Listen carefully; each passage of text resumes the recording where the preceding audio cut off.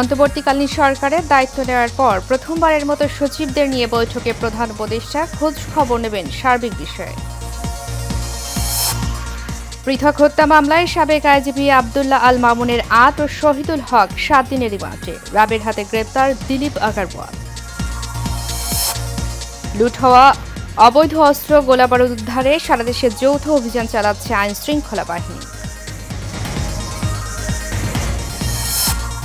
এবং দেশের পূর্বাঞ্চলে বন্যার পানি নামছে ধীর গতিতে, বাড়ছে দুর্ভোগ, দুর্গত এলাকায় খাবার ও বিশুদ্ধ পানির সংকট।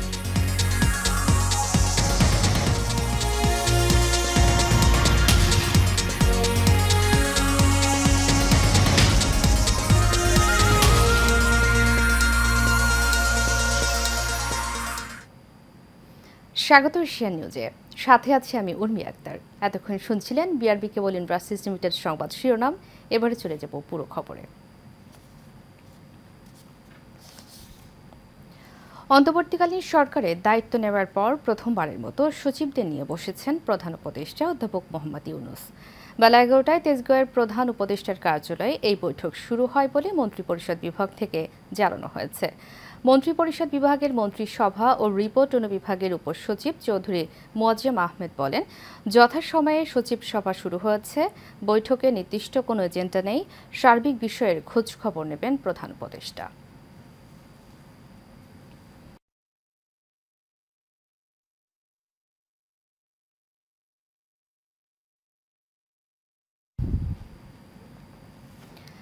পুলিশের সাবেক মহাপরিদর্শক শহীদুল হকের ৭ দিনের রিমান্ড মঞ্জুর করেছেন আদালত।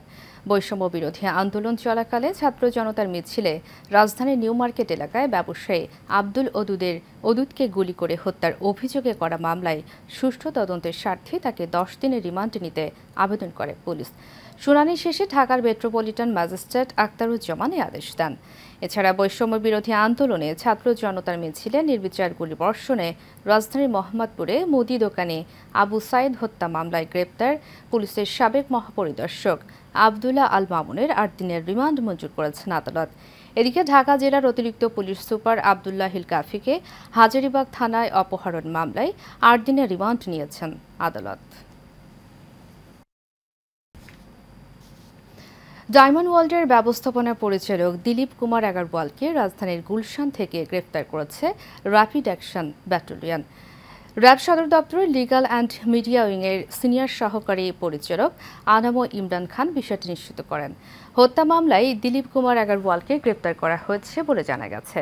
এর আগে গুলশানে অবস্থিত ডায়মন্ড ওয়ার্ল্ড কার্যালয় ঘিরে রাখে র্যাব।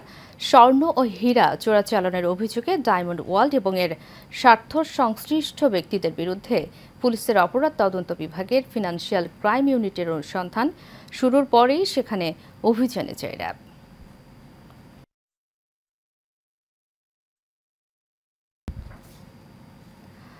আইনশৃঙ্খলা রক্ষাকারী বাহিনী গতকাল মঙ্গলবার দিবাগত রাত থেকে যৌথ অভিযানে নেমেছে। লুট হওয়া অস্ত্র উদ্ধার ও প্রকৃত অপরাধীদের আইনের আওতায় আনাই এই অভিযানের লক্ষ্য। গত ৫ই আগস্ট আওয়ামী লীগ সরকারের পতনের পর দেশের বিভিন্ন থানাগুলোতে চলে হামলা, ভাঙচুর ও অগ্নিসংযোগ। লুট করা হয় পুলিশের অস্ত্র, গোলাবারুদ।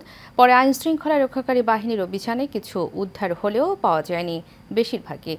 সেসব অস্ত্র এবং আগে থেকেই অনেকের কাছে থাকা অবৈধ অস্ত্র উদ্ধারে এর যৌথ অভিযান শুরু করেছে স্বরাষ্ট্র মন্ত্রণালয়। পুলিশ সদর দপ্তর জানায়, গত ৬ আগস্ট থেকে সোমবার পর্যন্ত উদ্ধার হয়েছে ৪,০০০ অস্ত্র ও ৩ লাখ গোলাবারুদ। এছাড়া ২৩,০০০ রাউন্ড টিয়ার শেল এবং ২,১৩৯টি সাউন্ড গ্রেনেডও উদ্ধার হয়।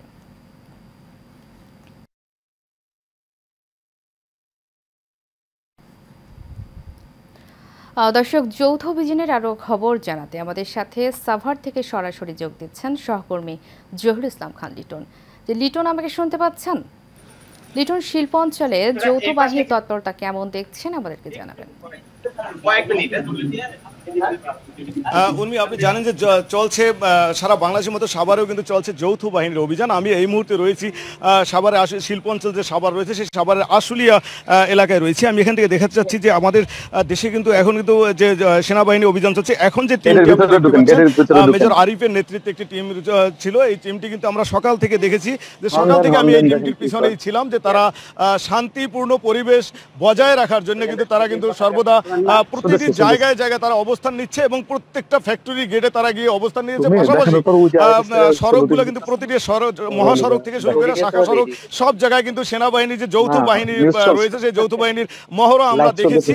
এবং কোথাও যাতে কোনো রকম অপ্রীতিকর ঘটনা না ঘটে সেই জন্য তারা যেখানে কিছু লোকের জটলা দেখতেছেন সেখানে কিন্তু তারা তাদের মাইকিং করে তাদেরকে ঘরে ফিরে যাওয়ার জন্য কিন্তু তারা অনুরোধ করছে। এবং যে যৌথ বাহিনীর যে অস্ত্র উদ্ধারের যে অভিযানটি রয়েছে সেই অভিযানটি কিন্তু এখনো কিন্তু সাভারে শুরু হয়নি। এই বিষয়টি নিয়ে আমি এখানে যিনি মেজর আরিফ রয়েছে আমি তার সাথে কথা বলেছি। তিনি বলেছেন যে এই মুহূর্তে তাদের কর্মকাণ্ড রয়েছে যে সাভারে শুধু যে অস্থির পরিস্থিতি রয়েছে সেই অস্থির পরিস্থিতিটাকে স্থির করাই তাদের কিন্তু এই মুহূর্তে মূল লক্ষ্য উদ্দেশ্য। এরপরে পরবর্তী নির্দেশনা পেয়ে তারা কিন্তু তাদের কার্যক্রম চালিয়ে যাবেন এবং পরবর্তীতে তারা কিন্তু এভাবে যাতে কোনো রকম অস্থির পরিস্থিতি এবং সাভারে অনেকগুলো গার্মেন্টস শিল্প কিন্তু বিভিন্ন দাবি দেওয়ার প্রেক্ষিতে বন্ধ রয়েছে। উর্মি, এই ছিল আমার কাছে যৌথ বাহিনীর অভিযানের আমার কাছে সাভার থেকে আজকের মতো সর্বশেষ তথ্য।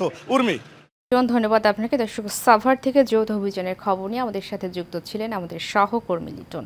চলে যাচ্ছে পরবর্তী অংশে এবং পরবর্তীতে আবারও থাকছে যৌথ অভিযানের খবর। দেশে বন্যা পরিস্থিতির উন্নতি হলেও বন্যা দুর্গত পূর্বাঞ্চলের জেলাগুলোয় মৃতের সংখ্যা বাড়ছে। স্পষ্ট হচ্ছে ক্ষয়ক্ষতির চিত্র। 11 জেলার মৃতের সংখ্যা বেড়ে দাঁড়িয়েছে 71 জনের, এর মধ্যে 28 জনে মারা গেছেন ফেনীতে। বন্যায় সবচেয়ে ক্ষতিগ্রস্ত হয়েছে ফেনী ও নোয়াখালী জেলা। দুই জেলায় 90% বেশি মানুষ বন্যায় মারাত্মকভাবে ক্ষতিগ্রস্ত হয়েছেন। ধ্বংস হয়েছে 48% বাড়িঘর। এছাড়াও দুই জেলার স্যানিটেশন ব্যবস্থা ও সুপেয় পানির সুবিধা শতভাগ অচল হয়েছে। দুর্যোগ ব্যবস্থাপনা ও ত্রাণ মন্ত্রণালয়ের অতিরিক্ত সচিব KM আলী রেজা মঙ্গলবার সংবাদ সম্মেলনে বন্যা পরিস্থিতির সর্বশেষ তথ্য তুলে ধরে বলেন, বন্যায় 11 জেলায় ক্ষতিগ্রস্ত মানুষের সংখ্যা 50,84,202 জন। এখনও পানিবন্দী আছে 5,82,155টি পরিবার। আমাদের অনেক হয়ে যাবে, আমাদের ঘর দুয়ার সব ডুবে গেছে। 2 দিন ধরে পানিবন্দিতে আছি। এখন এখানে আসলে এখানে খাওয়া দাওয়া করতে অনেক কষ্টের মধ্যে আছে। নির্বাহী প্রকৌশলী উপজেলা পর্যায়ের উপজেলা প্রকৌশলীরা যারা আছেন সবাই মিলে দিনরাত পরিশ্রম করে তাদের বিশুদ্ধ পানি সরবরাহ এবং স্যানিটেশন ব্যবস্থা নিশ্চিত করার কল্পে কাজ করে যাচ্ছি। বন্যা পরিস্থিতি স্বাভাবিক না হওয়া পর্যন্ত জনস্বাস্থ্য প্রকৌশলী দপ্তর কার্যক্রম চালিয়ে যাবে। দর্শক, যৌথ অভিযানের আরও খবর জানাতে আমাদের সাথে গাজীপুর থেকে সরাসরি যোগ দিচ্ছেন সহকর্মী আরিফ খান আবির। যে আবির, আমাকে শুনতে পাচ্ছেন? আবির, শিল্প অঞ্চলে যৌথ বাহিনীর তৎপরতা কেমন দেখছেন আমাদেরকে জানাবেন। উর্মি, আপনি খবরের শুরুতে যেটি সহকর্মী সাভার থেকে জানিয়েছেন লিটন, যে গাজীপুরেও কিন্তু পোশাক কারখানাগুলোতে সকাল থেকে কিছু কিছু জায়গায় আপনার অসন্তোষ দেখা দিয়েছে। তো সেই জায়গা থেকে কিন্তু হচ্ছে গাজীপুরে যিনি পুলিশ সুপার রয়েছেন আবুল কালাম আজাদ, তার নেতৃত্বে পুলিশ এবং সেনাবাহিনীর এই যে আপনার আভিযানিক দল রয়েছে, তারা কিন্তু সেই অসন্তোষ জায়গাগুলোতে কিন্তু হচ্ছে তারা অভিযান করছে। অর্থাৎ হচ্ছে পোশাক কারখানার শ্রমিকদেরকে তাদের যে দাবি দাবা গুলো আছে সেই দাবি দাবা গুলো হচ্ছে বুঝিয়ে তাদেরকে কিন্তু হচ্ছে ঘরে ফিরেছেন, আবার অনেক জায়গায় কর্মস্থলে ফিরেছেন।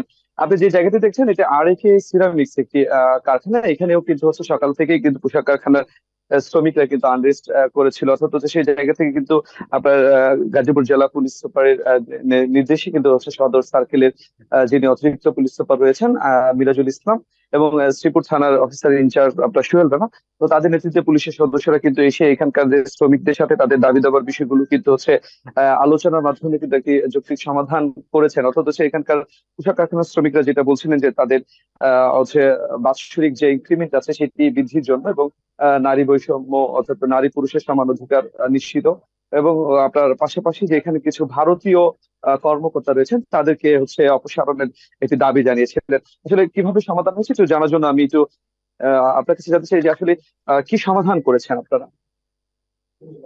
আরেকে সিরামিক ফ্যাক্টরির 22 বছরে এই প্রথম এখানে শ্রমিক অসন্তোষ দেখা দিয়েছে এইবার। তো 7টা থেকেই শ্রমিকরা শান্তিপূর্ণভাবে রাস্তা অবরোধ করেছিল, আমরা সংবাদ পেয়ে আসি।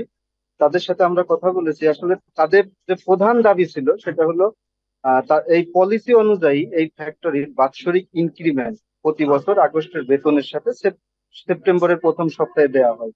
কিন্তু গতকাল ফ্যাক্টরি তাদেরকে বেতন দিয়েছে, কিন্তু ইনক্রিমেন্টটা দেয়নি। এটাই ছিল তাদের মূল দাবি। আমরা এসে তাদের সাথে কথা বলি এবং ম্যানেজমেন্টের সাথে কথা বলি। ম্যানেজমেন্ট আশ্বস্ত করে যে আগামী রবিবারে তাদেরকে ইনক্রিমেন্টের তাদের যোগ হয়ে যাবে এবং পরবর্তী বছর থেকে এই ভুলটা আর হবে না। তো এর প্রেক্ষাপটে তারা সকল দাবি তারা মেনে নিয়েই তারা ফিরে গেছেন এবং লাঞ্চের পরে 2টা থেকে আবার তারা কাজে যোগদান করবেন। এছাড়াও তাদের অন্যান্য যে যৌক্তিক দাবিগুলো ছিল, ম্যানেজমেন্ট আস্তে আস্তে তাদের সাথে কথা বলে মেনে নেবে বলে আশ্বাস দিয়েছে। যে উর্মি, আপনি শুনতে পাচ্ছিলেন যে অর্থাৎ হচ্ছে যে যৌক্তিক যে দাবিগুলো ছিল সেই দাবিগুলো মেনে নেওয়া হয়েছে। তো আবার যৌথ বাহিনীর যে অভিযানটি আসলে পোশাক কারখানার নানান অসন্তোষের কারণে কিন্তু হচ্ছে ঠিক ওভাবে আনুষ্ঠানিকভাবে এখনো শুরু করতে পারেনি, কিন্তু চিহ্নিত যে অপরাধীরা রয়েছে তাদেরকে গ্রেফতারে এবং যে অস্ত্র উদ্ধারের যে অভিযানটি সেটি কিন্তু তারা ছোট ছোট আকারে কিন্তু তারা করছেন। তো অর্থাৎ হচ্ছে তাদের এখন প্রধানতম কারণ যেটি হচ্ছে যে পোশাক কারখানার নিরাপত্তা নিশ্চিত করা এবং পাশাপাশি এখানকার যে শ্রমিকদের দাবি দাবা, যৌক্তিক দাবি দাবা গুলো হচ্ছে সমাধানের জন্য একটি পথ বাতলে দেওয়ার জন্য কিন্তু গাজীপুর যিনি পুলিশ সুপার রয়েছেন আবুল কালাম আজাদ, তিনি হচ্ছে বিভিন্ন শিল্প কলকারখানার মালিকদের সাথেও কথা বলছেন। অর্থাৎ হচ্ছে কোনোভাবে যে অস্থিতিশীল পরিবেশ যেন। আবির, ধন্যবাদ আপনাকে। দর্শক, গাজীপুর থেকে আমাদের সাথে যৌথ বাহিনীর অভিযানের খবর নিয়ে যুক্ত ছিলেন সহকর্মী আরিফ খান আবির। চলে যাচ্ছি পরবর্তী প্রসঙ্গে। ফেনীর ছাগলনাইয়া উপজেলাধীন 5 নম্বর মহামায়ুনিয়নস্থ এলাকায় বন্যা দুর্গত মানুষের মাঝে ত্রাণ সামগ্রী বিতরণ করেছেন ঢাকা বিশ্ববিদ্যালয়ের জাপানিজ স্টাডিজ অ্যালামনাই অ্যাসোসিয়েশন। উত্তর সদর সরকারি প্রাথমিক বিদ্যালয়ের প্রধান শিক্ষক রেহেনা আক্তারকে সাথে নিয়ে ওই এলাকায় বন্যায় ক্ষতিগ্রস্ত 250 পরিবারের মাঝে খাদ্য ত্রাণ সামগ্রী বিতরণ করেছেন ঢাকা বিশ্ববিদ্যালয় জাপানিজ স্টাডিজ অ্যালামনাই অ্যাসোসিয়েশন সংগঠনের general secretary KM Faisal Abdullah. 2020 সালের 18 সেপ্টেম্বর থেকে ঢাকা বিশ্ববিদ্যালয়ে জাপানিজ স্টাডিজ অ্যালামনাই অ্যাসোসিয়েশনের যাত্রা শুরু হয়। সপ্তাহখানেক আগে পাকিস্তানের বিপক্ষে প্রথম টেস্টে জয় এসেছিল রাওয়ালপিন্ডিতে। ওখানে স্মৃতিটা আরও রঙিন হলো। প্রথম ম্যাচ ছাপিয়ে এখন সেটি স্মৃতি জয়ের ইতিহাস। দেশের ক্রিকেটের সবচেয়ে উজ্জ্বল সাফল্যের স্থানের একটি হয়ে থাকলো রাওয়ালপিন্ডি। 2 ম্যাচ টেস্ট সিরিজের শেষ ম্যাচে পাকিস্তানকে 6 উইকেটে হারিয়ে অনন্য উচ্চতায় উঠল টাইগাররা। ঐতিহাসিক এ জয়ে বাংলাদেশ দলকে অভিনন্দন জানিয়েছেন রাষ্ট্রপতি মোহাম্মদ শাহাবুদ্দিন ও প্রধান উপদেষ্টা ডক্টর মোহাম্মদ ইউনুস। পাতেন বিপ্লবের রিপোর্টে থাকছে বিস্তারিত। প্রথম ইনিংসে 274 রানে অল আউট হয়ে যায় স্বাগতিকরা। এরপর নিজেদের প্রথম ইনিংসে বাংলাদেশ করে 262 রান। পাকিস্তান পরের ইনিংসে 172 রানে অল আউট হলে 185 রানের লক্ষ্য দাঁড়ায় বাংলাদেশের সামনে। তাই তো জয়ের বন্দরে পৌঁছাতে খুব বেশি কষ্ট হয়নি সফরকারীদের। এই জয়ের পর 2-0 সিরিজ নিজেদের করে নিয়েছে বাংলাদেশ। বিদেশের মাটিতে এটি টাইগারদের তৃতীয় সিরিজ জয়। নাজমুল হোসেন শান্ত শুরুটা করেন ধীরে, এর মধ্যেই সাজঘরে ফিরে যান সাদমান ইসলামও। 51 বলে 24 রান করে খুররাম শেহজাদের পাতা ফাঁদে ড্রাইভ করতে গিয়ে মিড অফে ক্যাচ দেন তিনি। তার বিদায়ের পর থেকে দলের হাল ধরেন শান্ত ও মুমিনুল। দলকে ধারাবাহিকভাবে জয়ের পথেই রাখেন তারা। শান্ত অবশ্য ফিরে যান হাফ সেঞ্চুরি পূর্ণ করার আগেই। 82 বলে 38 রান করে ক্যাচ তুলে দেন শর্ট লেগ ফিল্ডারের হাতে। জয়ের সময় মাঠে থাকতে পারেননি মুমিনুলও। 71 বলে 34 রান করে আবরার আহমেদকে তুলে মারতে গিয়ে ক্যাচ দেন তিনি। সাকিবের ব্যাট থেকে আসা 4-এই জয় পেয়েছে বাংলাদেশ। সাকিবের বল বাউন্ডারি ছুঁতেই উচ্ছ্বাসে ভাসে বাংলাদেশের ড্রেসিং রুম। তাই দিনটি ছিল নিশ্চিতভাবেই তাদের জন্য উৎসবের। Babar got out, so that's the momentum we got, and every batsman bat really well except that the first half of the second test, I mean all the batting and fielding and bowling did really well. Series জেতায় টাইগারদের অভিনন্দন জানিয়েছেন ক্রীড়া উপদেষ্টা আসিফ মাহমুদ। আমরা বাংলাদেশ জাতীয় দলের সকল খেলোয়াড়, কোচ সহ অফিসিয়ালদের অভিনন্দন এবং শুভেচ্ছা জানাচ্ছি। দেশের এই ক্রান্তি লগ্নে এই খবর দেশের জনগণের মনে কিছুটা হলেও স্বস্তির সঞ্চার করবে। আমরা ক্রীড়াঙ্গন থেকে এরকম আরো সুখবর পেতে চাই এবং তার জন্য ক্রীড়াঙ্গনকে সুষ্ঠুভাবে সুন্দরভাবে গড়ে তোলার জন্য আমরা কাজ করে যাব। 24-এ ছাত্র জনতার গণ অভ্যুত্থানে বিজয়ের পর থেকেই সামগ্রিকভাবে সাফল্যের পালক যুক্ত হচ্ছে লাল সবুজের পতাকায়। বাতেন বিপ্লব, এশিয়ান টেলিভিশন, ঢাকা। ইংল্যান্ডের ক্রিকেটের 3 ফরম্যাটের কোচ হলেন ব্রান্টন ম্যাককালাম। টেস্টে ইতিবাচক সাফল্যের পর এই কিইউ কোচকে সীমিত ওভারের প্রধান কোচের দায়িত্ব দিয়েছে England and Wales Cricket Board. England cricket বোর্ডের ব্যবস্থাপনা পরিচালক রব কি বিষয়টি নিশ্চিত করেছেন। ম্যাককালাম সাদা বলের কোচ হিসেবে আগামী বছরের জানুয়ারি থেকে আজ শুরু করবেন। এর আগে তিনি 2027 সাল পর্যন্ত ইংল্যান্ডের টেস্ট দলের কোচ হিসেবে চুক্তি নবায়ন করবেন। অস্ট্রেলিয়ার বিপক্ষে সীমিত ওভারের সিরিজ ও চলতি বছর শেষে হওয়া ওয়েস্ট ইন্ডিজ সফরে ইংল্যান্ড দলের দায়িত্বে থাকবেন ভারপ্রাপ্ত কোচ ব্যাকার্স ট্রেসকোথি।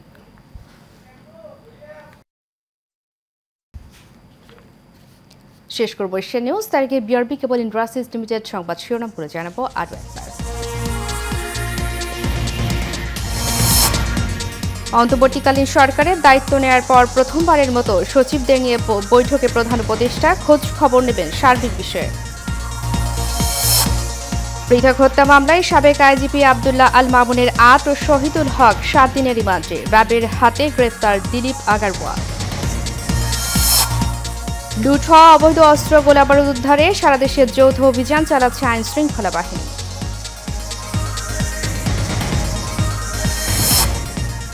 এবং দেশের পূর্বাঞ্চলে বন্যার পানি নামছে ধীর গতিতে, বাড়ছে দুর্ভোগ, দুর্গত এলাকায় খাবার ও বিশুদ্ধ পানির সংকট।